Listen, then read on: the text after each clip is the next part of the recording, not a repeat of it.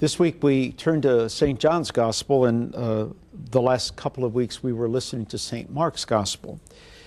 Here we hear about Jesus at the time of Passover going to the temple and, in a sense, cleansing the temple.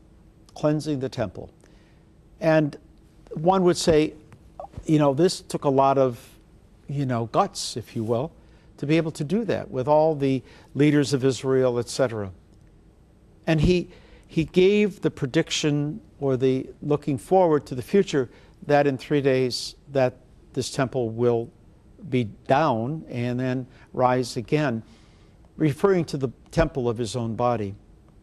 And I think as we look at this reading for the third Sunday of Lent in the B cycle, I think it says a lot to us on how we need to look at the Lenten season. The Lenten season as an opportunity to discipline the body, to see that the body is a temple of the Holy Spirit. The traditional call to prayer, fasting, and almsgiving is very important. It's still very much as real as it was centuries ago. But it takes different forms today.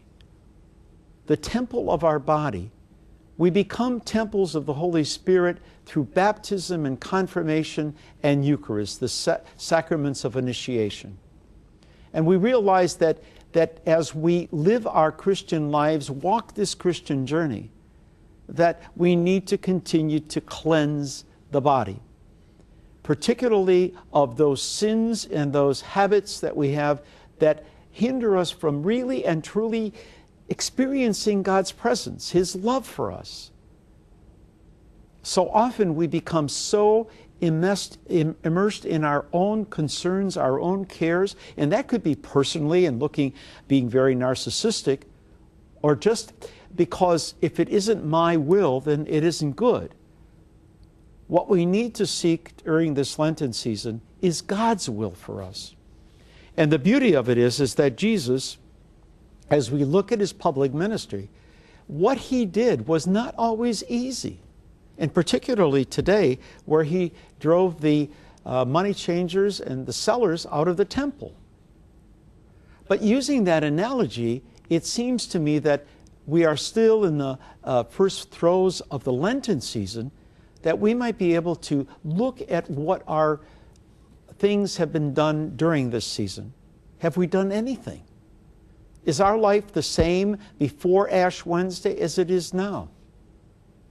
Have we denied ourselves different things? And I think particularly in regards to fasting, for example, I think sometimes we think of food and doing without in our food. But I really believe in our own contemporary age, the hours that are spent watching television, the hours that are spent on the computer, usually playing games or doing things that really hinder us from seeing the body as something sacred.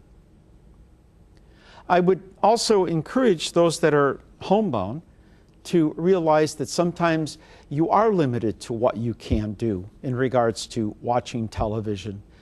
But there are those things that you can do.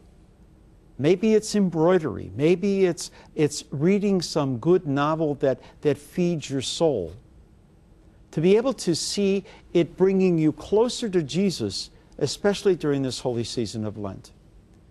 My prayer for you this week is to see how you can best cleanse the body and cleanse the soul.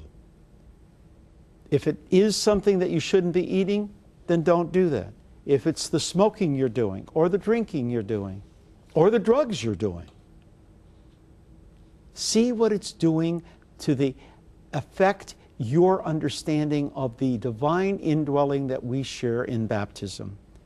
May God bless our resolve this week.